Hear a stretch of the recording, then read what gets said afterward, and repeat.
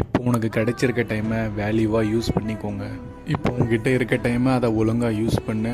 நல்ல டைமுக்காக வெயிட் பண்ணிட்டு இருந்தேன்னா உன்னோட டோட்டல் லைஃப்பும் முடிஞ்சிடும், உன்னோட ஆயுசும் முடிஞ்சு போயிடும்.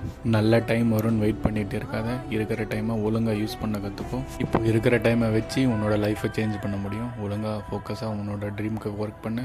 ஒரு பெரிய என்னன்னா நான் உனக்கு எப்பயுமே சப்போர்ட் பண்ணுவேன். சப்ஸ்கிரைப் பண்ணிக்கோ, ஹெல்த்தை பார்த்துக்கோ.